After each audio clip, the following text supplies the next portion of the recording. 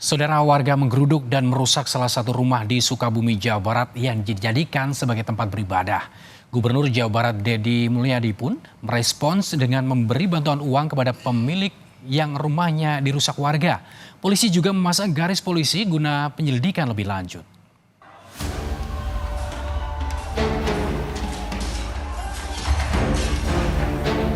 Inilah aksi warga Desa Tangkil, Cidahu, Sukabumi, Jawa Barat saat menggerebek dan merusak rumah singgah milik warga yang diduga menjadi tempat ibadah umat Kristiani.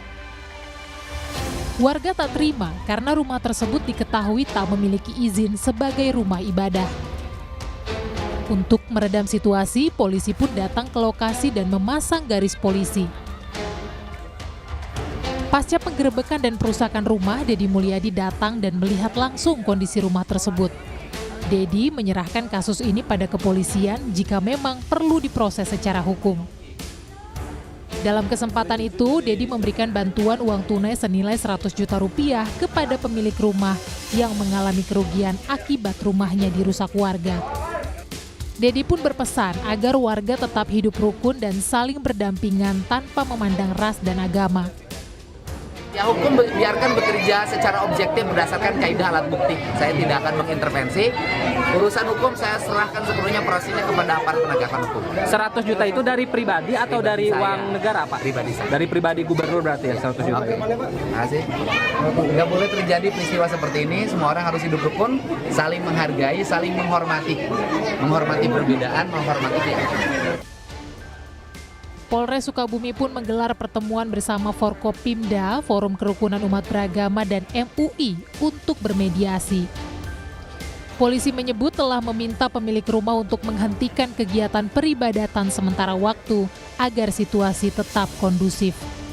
Kapolres Sukabumi AKBP Samian bilang polisi telah memeriksa 9 saksi atas kasus penggerebekan dan perusakan rumah untuk penyelidikan lebih lanjut.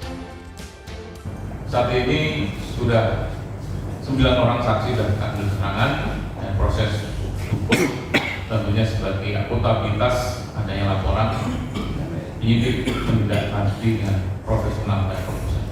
Kemudian langkah kita tentunya mengkomunikasikan kembali untuk masyarakat tenang untuk kegiatan peribadatan yang memang tidak ada izin. Saat itu memang tidak ada izin karena tempat itu tempat ibadah bukan sebelah atau rumah tinggal untuk dihentikan sementara waktu supaya situasi kondusif. Rumah yang dirusak warga diketahui digunakan sebagai tempat retret atau pembinaan kerohanian oleh remaja dan pemuda Kristiani dari luar daerah Sukabumi. Kasus ini kini telah diselesaikan secara kekeluargaan, sementara proses hukumnya ditangani oleh Polres Sukabumi. Tim Liputan Kompas TV.